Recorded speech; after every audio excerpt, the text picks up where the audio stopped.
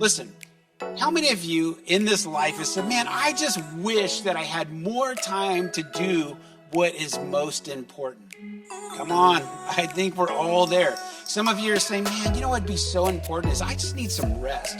I would love to just kind of curl up on the couch with a blanket and a good book and read through the book. Others are saying, I would love to just get out into the garden and smell the fresh air and plant some things and tend to something and grow something. That would just make you feel like you're doing something really important. Some of you are saying, man, I would love to get out there in the mountains, go on a hike, maybe go fishing, get out there in the great outdoors. Others of you are saying, I wish I had time to do something important like serve somewhere. I feel like I'm always busy. I'm always going, and I would just love to be able to invest in somebody else. Some of you are saying, man, I would love to do something important, finish some of those projects from 2009 that I haven't completed yet. You know, all of us have something that we would love to do that we deem important, but we feel that we just don't have the time. You know, when I ask people, hey, how are you doing? Or they ask me, what is the most common answer? We go, oh, man, I'm just busy. I'm so busy, I don't even know if I'm coming or going. Anybody identify with that? Where we just feel like stuff is just flying. It's like you're living in that Chuck E. Cheese game, whack-a-mole, you know, where things are just popping up and bam, bam, you're trying to, you know, hold life down. Whoa, it's over there and it's over here. And you're just going nuts all the time. And it just keeps getting faster and faster. You know, I've never ran into anybody or met anybody that said, when I asked them, hey, how are you doing? They're like, you know what? I'm just so relaxed. All the chores are done, the grass is mowed, the car's washed, the kids are good, all the assignments are taken care of. And you know what, man, I'm just chilling like a villain, man, just waiting for the next thing to pop up. I've never met that person. Most people are just like, oh, you know, it's like your eyes are twitching because you're so stressed and life is going. And you know what's interesting? I read this quote one time and it says this: if Satan can't make you bad, he'll make you busy. Oh my goodness. You know, our generation has developed the habit of busying ourselves with things that are good, but often good will cause you to neglect what is most important. And here's the reality check, guys. When it comes to being busy, because all of us are busy in some way, and some of us more than others, but here's the reality check, okay? Because we often say to ourselves, man, I just wish I had more time. I just don't have time to handle what's most important. And I wish that that would change. But here's the reality check, is that we choose what we have time for. And outside of freak accidents and circumstances that are unexpected, we make time for what we desire most. And I'm trying to learn to take that out of my vocabulary. When I'm walking through my day-to-day life, I try to not say, you know what, I just don't have time for it. Because as I said, I'm embracing the fact that I really do make time for what's most important to me. And I believe that you do as well. And here's the question today. Are we going to make time to pursue what is most important? Or are we going to make time and leave time to only pursue what is most urgent? And I know that some of you are hearing this and saying, wait, but aren't the things that are urgent, aren't those things important too? Well, I want to help define this. I want to help you understand what I'm actually saying here. See, here's the urgent, is you're a restaurant owner, and one of your employees just totally ticked off a customer, okay? And they're upset and they're threatening to, you know, give you a 1-star review on Yelp. They're angry. They're demanding that their meal is free. Okay, dealing with that person is a really urgent matter.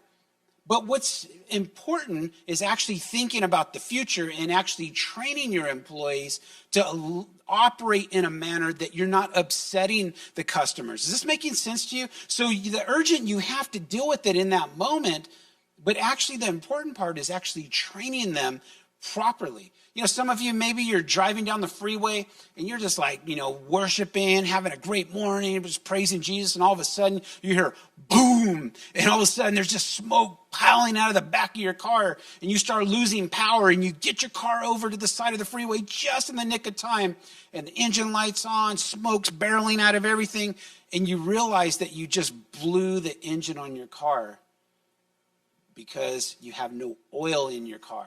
See, that's an urgent matter to handle that blown engine. But here's the reality, and here's the important plan or dealing with important is actually having a maintenance plan where you're changing the oil regularly instead of waiting till it becomes an urgent matter when you have no oil in the car. I hope that this is making sense to you guys, that there is a difference between what's urgent and a difference between what's important. And I love what Seth Godin says. He says, if you choose what is important, you won't deal with as many things that are urgent. Let me say it again, okay, for those of you that didn't catch it the first time. If you choose what's important, you won't deal with as many things that are urgent.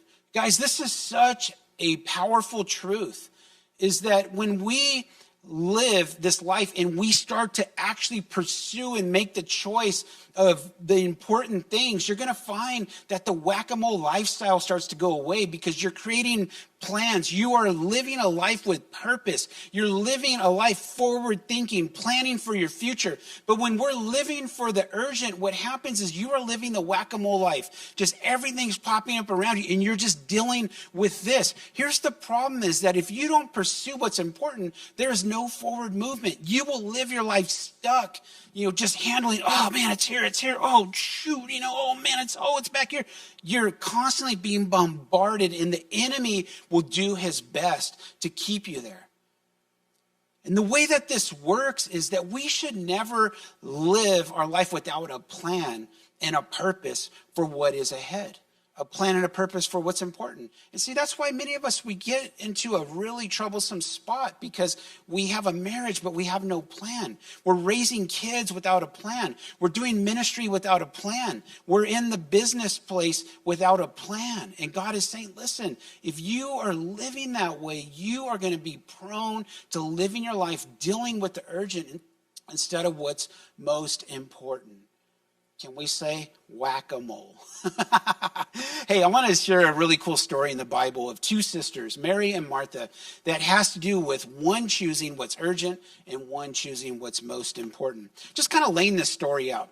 Jesus and his disciples, they're coming to town, and Martha invites Jesus to come to their house. Okay, they're going to have a meal, and she's really excited. And Jesus is important. Come on.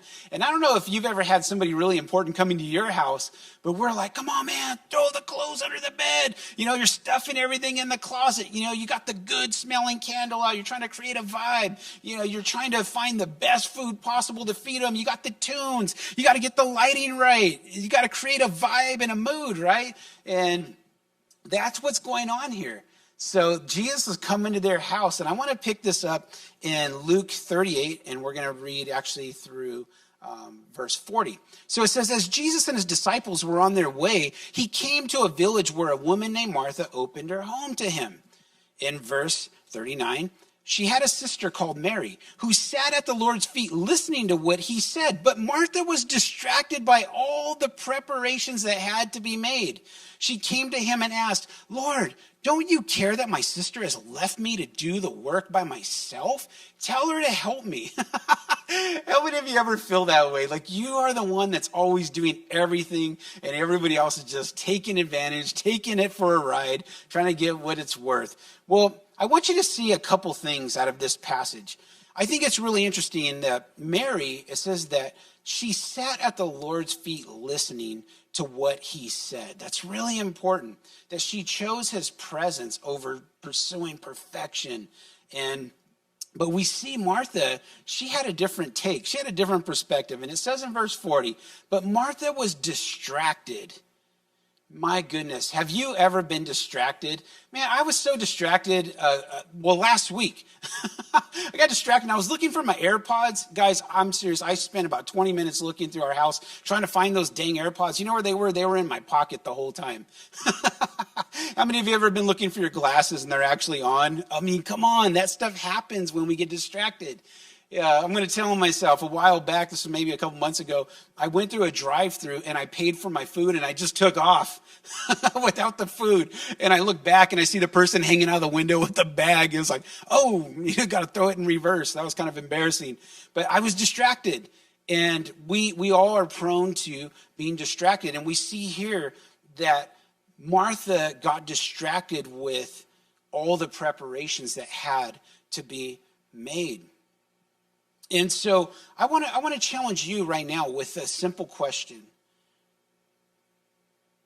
when it comes to distraction? What is the most important thing you have been distracted from? Because see, what happens often is we start to faithfully pursue the urgent and we neglect what is most important. Let me say that again, is that we begin to faithfully pursue what is urgent and we neglect what is important. My question to you today is, what's important in your life that the urgent is actually stealing from you? What's important in your life right now that the urgent has become a great distraction? See, for some, it may be your kids. Your kids are so important to you, but things in life are urgent and they become a distraction. One of my greatest regrets, as a dad now who's raised adult children, is I spent so much time when they were little trying to give them everything that I didn't have and didn't realize that they didn't want the stuff, they wanted me. Maybe you're there today.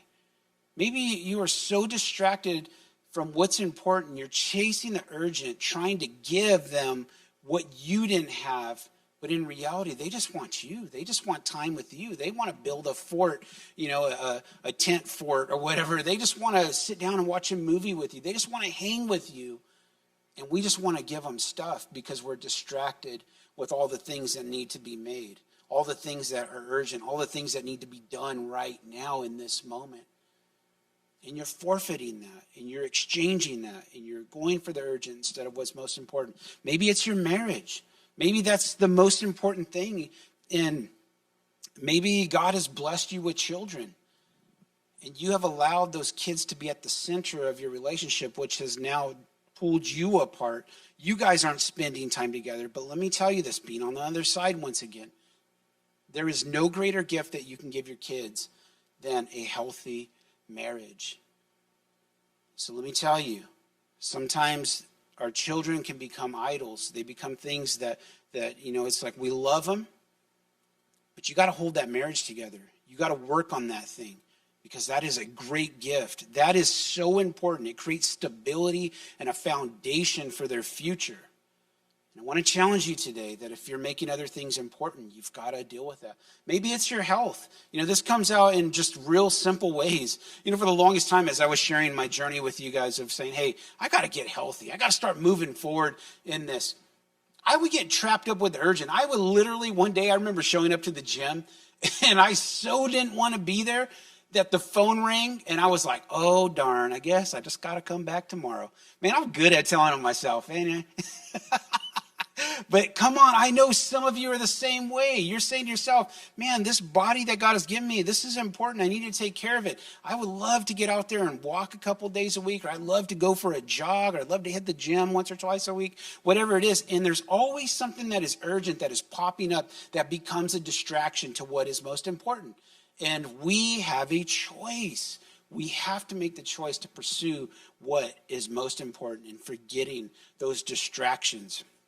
Let's continue in Luke chapter 10, verse 42. So understanding that Martha was really upset with Mary and basically told Jesus, will you go tell her to get over here and help me cook in this kitchen? This isn't fair that I'm over here all by myself. But in verse 41, Jesus addresses this and he says, Martha, Martha, the Lord answered, you are worried and upset about many things. Let me say this, please don't make that your life verse.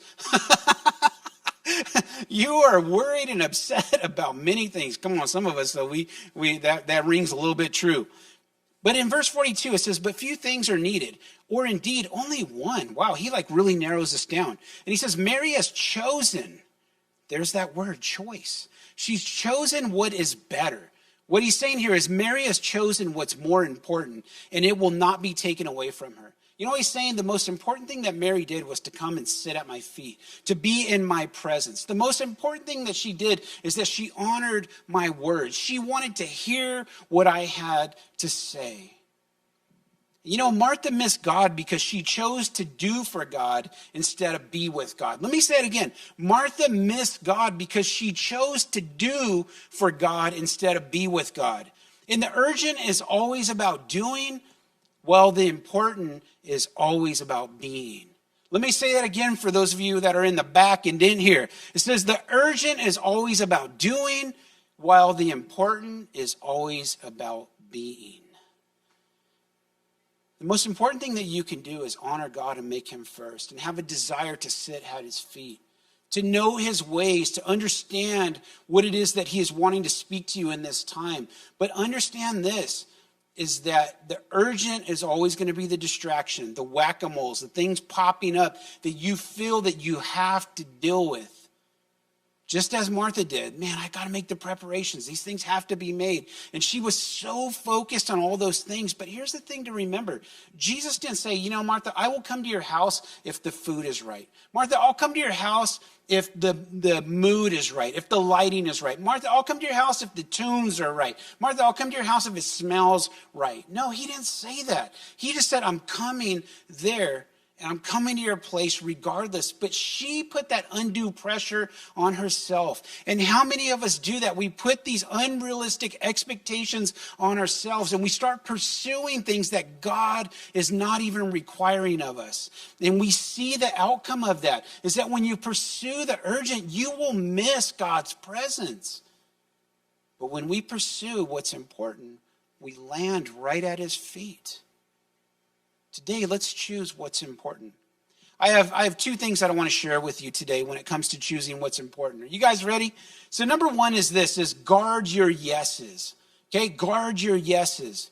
Have you ever found yourself saying yes to something, and as soon as you did it, you like kind of walk away and you're like, oh, why did I say yes to that? I really wanted to say no, but I gave into the pressure. Hey, listen, I think we've all been there. And some of us, it happens more than others. Listen to what Proverbs 20, verse 25 says. It is a trap, okay? It is a trap to dedicate something rashly and only later to consider one's vows. So what he's saying is, listen, it's a trap to say yes. It's a trap to commit to something. It's a trap to give your word and then consider it later. And how many of us do that consistently? We're really liberal with our yes. Somebody's like, hey, could you be, oh yeah, man, I'll be there, sure. Can you do this? Oh yeah, no problem. And we find ourselves just ripping the yes out of our pockets, slinging yeses everywhere. You get a yes, you get a yes. We're kind of like Oprah. We're just handing out yeses to everybody and everything. But you know what? Giving your yes to the wrong things does, it traps you to the urgent. And it steals your time to do what's most important. Let me say this. I'm going to submarine just a little bit here. We're going to go a little bit deep, which we have a tendency to do that here at Hub City Church. So I'm going to say, throw on your scuba mask, throw on your tanks, because we're going to talk about something real right now. When you're carrying rejection in your life, whether it happened to you as a young person or whether it's happened to you as an older person, let me say this. That you're vulnerable to trapping yourself with your yeses. Let me say it again to ensure that we get this. That when you're carrying the wound of being rejected in your life, you are vulnerable to trapping yourself with your yeses.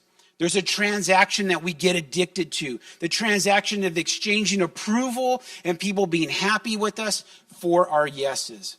So when people come to you and they're asking you, to do something, you may not even want to do it, but what we do is we're like, I'm addicted to people being happy with me. I don't like the way it feels when people are unhappy with me. And so what do? You exchange the yes. And as you say, yes, I'll be there. You say, you know what? You are so awesome, man. I love you. You are the one that I can always count on. But in your heart, in that moment that you embrace the urgent instead of what's most important for you. And often what happens when we're just handing out our yeses, you get a yes, you get a yes, you get a yes. We're sacrificing what is most important to us for what's most urgent for somebody else. Guys, that is not God's best for you. And approval can be like a drug that numbs the pain of rejection. And so we hand out our yeses for a quick fix of acceptance or validation. And it's an exchange of what's most important, as I said, for you, for what's most urgent for someone else.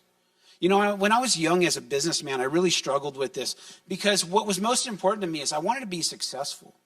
And I wanted to be a good father and I wanted to be a good husband. Those were three things that were really important to me. But my yeses got me in trouble because of the rejection that I carried in my life.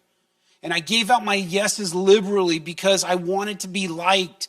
I lived to be told that we were the best company they had ever dealt with. I couldn't stand the thought of letting people down or having to tell them that I couldn't be there or that they would have to wait. And so what happened is my entire life was ruled by giving out yeses to everybody, and I was just chasing the urgent instead of what was most important. And you know who suffered? It was my wife and it was my kids that suffered because of my yeses, because my need for approval, that addiction for validation and being affirmed by other people.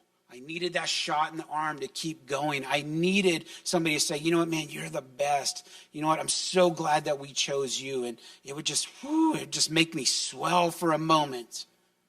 But it left me broken inside. Because I realized that I wasn't living up to my potential. I wasn't living for what was most important. I was just living for the cheers and the accolades of someone else.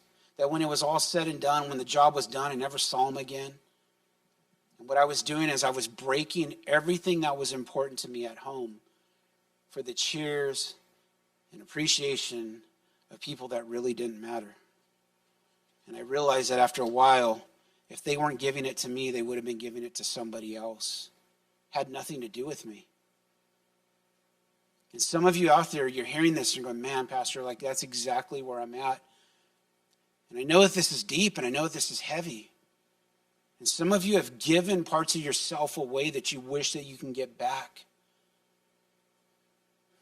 And I want you to know today that even though maybe you'll never get those back, God can heal the wounds. He can heal the voids that you're feeling. Because you gave your best, you gave your yes to them, and they took advantage of you. They took what you gave and ran. But I want you to know that only God can heal and mend. And he's here today to do that.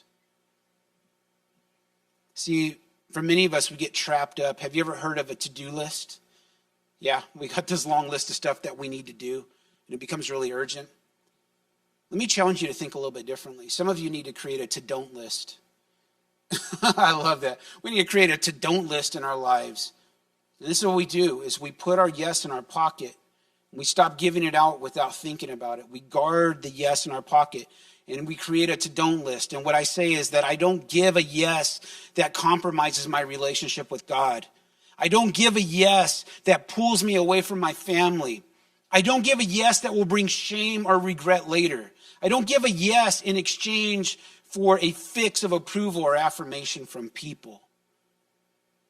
And this is going to be hard for many of you to make this decision to hold your yes because you're so used to giving it away because it just feels good to get that approval, get that shot. And it'll be painful for many of you to start to create new neural pathways and to think differently and to respond differently. And you're going to want to whip it out and give the yes, and you're going to, I got to guard that yes. Because this yes, if I give it to them, it's going to attach me to what's urgent, and I'm going to neglect what's most important. You know what this all boils down to? It boils down to a trust issue. It boils down to a trust issue between you and God.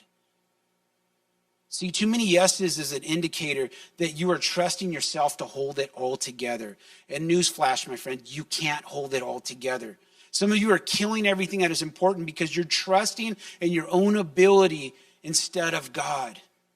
Guys, I did this for years by trying to get people to like me, being the guy that was always there early, being the one that stayed the latest, being the one that was, the most reliable. And I was doing it for their approval. I was giving my yes for the wrong reason, and it cost us greatly. But it's a trust issue. And let me just say, we can't hold it all together. You can't hold your reputation together. You can't bear the weight of trying to make everybody like you in all situations. You can't do that. You don't have the strength. You don't have the wherewithal to continue to live that out and to keep up with the pressures and the demands that they're putting on you to act a certain way, to perform for them, to do what they want you to do. You're going to have to move and transition into a place where you are fully dependent and trusting on God. And this verse that I'm going to share with you was the thing that set me free almost 20 years ago, and I'm going to share this with you. In Deuteronomy 31, verse 8, this is what it says. It says, the Lord himself goes before you and will be with you. He will never leave you nor forsake you. Do not be afraid. Do not be discouraged. Let me back that up. The Lord himself goes before you and will be with you. That revolutionized my life. That changed everything. See, before I felt like my yes had to go before me, that my own way of doing things and presenting my skill sets and my gifts and all that that's what had to go before me in order to open the right doors, to open the right opportunities, to get people to think that I was somebody that I wanted them to think that I was. It was all a facade. It was all about perception. And this freed me because I realized that in every situation, I didn't have to fight the battle for myself, that God was going to go before me. The doors that I needed to walk through, I didn't need to push those open and use my yes as a swipe card to open the door. God would open the right doors. So he said to me, keep your yes in your pocket and just trust me. And so you just walk. And if God tells you, hey, give your yes to that, then you give your yes to that. He says, give your yes to that, you give your yes to that. But I'm going to tell you, some of us, we need to learn to keep our yes in our pocket and to begin to trust God fully to open those doors. Some of us are saying yes and making commitments because we're afraid of people's responses. Trust God. He's got you.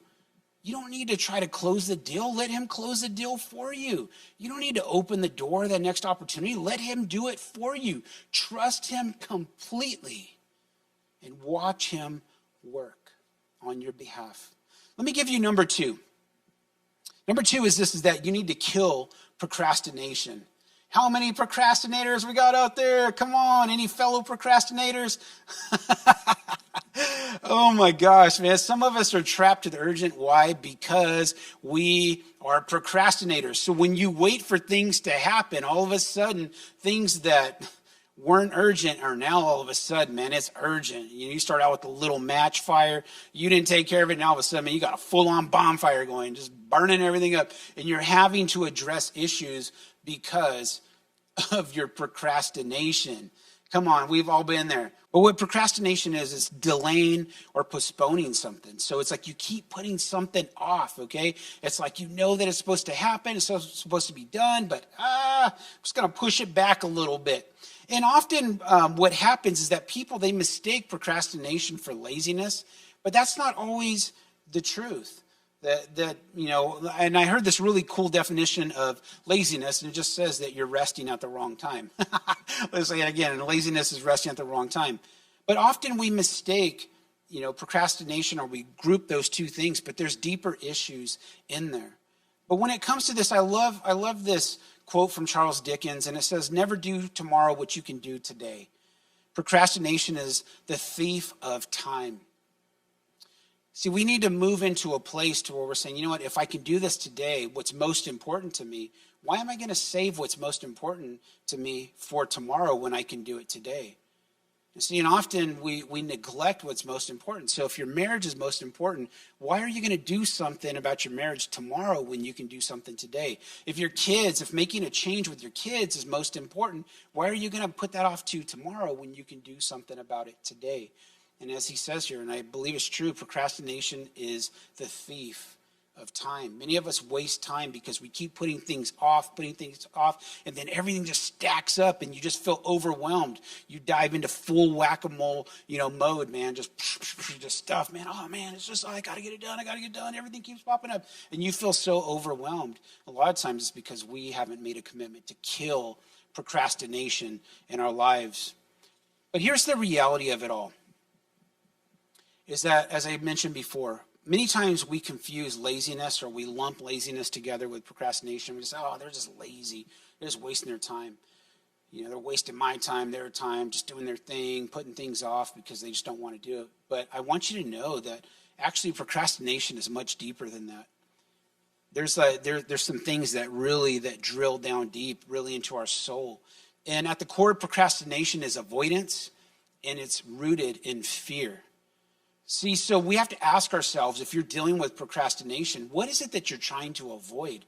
See, often we're afraid of certain things, so we begin to avoid them. It's like, oh man, like I've got an aversion to, handling these certain things. And some of the things that we're trying to avoid is discomfort. Some of you, you're avoiding things and you're putting things off. Maybe you have a doctor's appointment. Maybe there's something going on in your body that needs to be addressed, but you're going, oh man, but if I go there, it's going to be really uncomfortable, and I don't like needles, and I don't like going in there and having these things handled. But you have people that die every year. Why? Because they procrastinated, because they were afraid of a little bit of discomfort. Maybe you're in that place, and today I just want to challenge you. You got to break through that. Maybe there's disappointment. Maybe there's consequences that you're trying to avoid, that you're afraid of having to face. Maybe you're afraid or there's of being let down or rejected, or maybe awkwardness.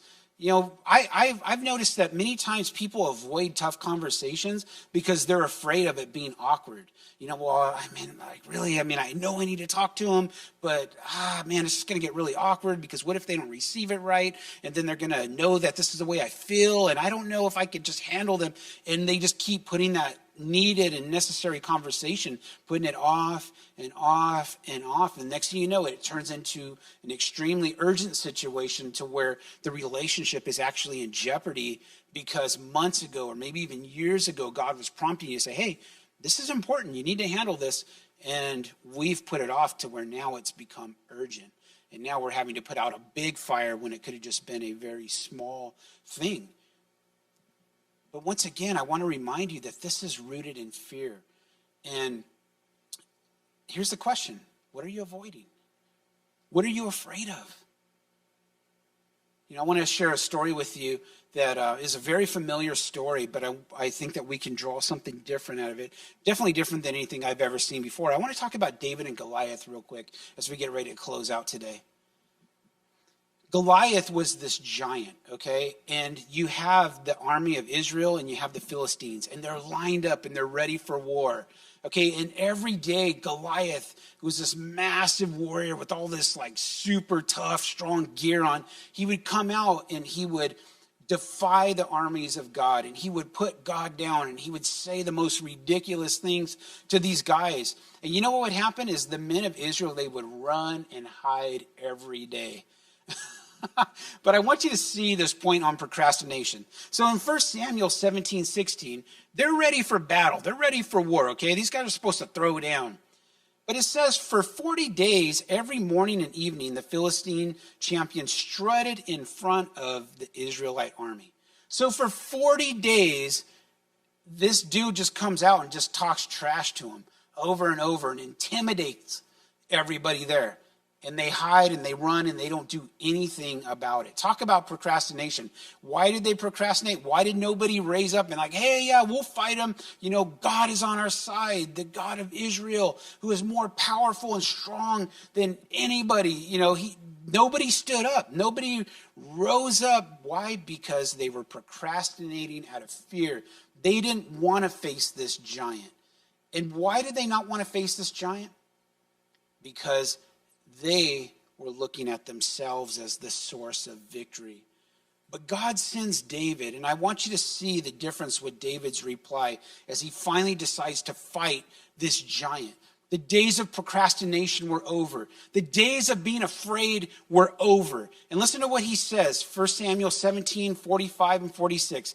David replied to the Philistines, you come to me. He's talking to this big giant, okay? He says, you come to me with sword, spear, and javelin, but I come to you in the name of the Lord of heaven's armies, the God of the armies of Israel, whom you have defied. Listen to what he says. Today the Lord will conquer you, and I will kill you and cut off your head. Man, this dude's serious, man. And why does he do this? We see at the very end of 46. The whole world will know that there is a God in Israel. Man, I love this passage. And I had never really seen it that way, but you see that the people procrastinated out of fear. Do you realize that God was not only on David's side, God was on that entire army side. And at any moment, if one of those guys would have stood up and had the courage and said the same things that David said, that they would have defeated the giant themselves as well. Because David said this, and we can't forget this. He says, today the Lord will conquer you. See, David understood that he had no reason to procrastinate. He had no reason to fear because he knew that God was on his side, that God was his source of victory. And as I mentioned, the reason that the Israelites didn't rise up is because they didn't trust God as their source of victory. They were trusting themselves. And when they stacked up against this giant, they realized that in the flesh, they couldn't beat him. So what happened? They sunk into fear. They sunk into procrastination. Let me ask you today, what is the giant that you're facing that is in the way of what's most important in your life? What is the thing that you find yourself cowering and you don't want to take care of it? You don't want to hit it head on. Is it a relationship? Is it your health, as I mentioned a little while ago? What is going on that's causing you to sink back, to procrastinate, and to look at yourself and go, man, I can't overcome this? Today, can I challenge you, my friend? Yes, you can't overcome it. Yes, I can't overcome it. But the Lord Jesus Christ has given us the victory. Man, that is good news. You are not on your own. God is going to deliver you. God is going to come through. But you have to get out of that place of procrastination and getting out of that place of chasing what's urgent and begin to move towards what is most important. I trust that God is speaking to you today. I trust that God has revealed what is most important that you need to start taking steps toward. Listen to what 2 Timothy 1:7 states. It says, for God has not given us a spirit of fear, but of power and of love and of a sound mind. Listen, my friend, you have no reason to fear anymore. That God is on your side. He's broken that spirit of fear. He's given you courage to rise up. He's given you courage to stand up and say, you know what? I'm done with allowing everything around me to dictate my life. I'm done with the game of whack-a-mole. Man, I'm tired of being overran with what's urgent, and it's killing my ability to stand on what is most important. Today, God is on your side. He's crushed fear. He's given you power. He's given you love. He's given you a sound mind. Will you embrace it today?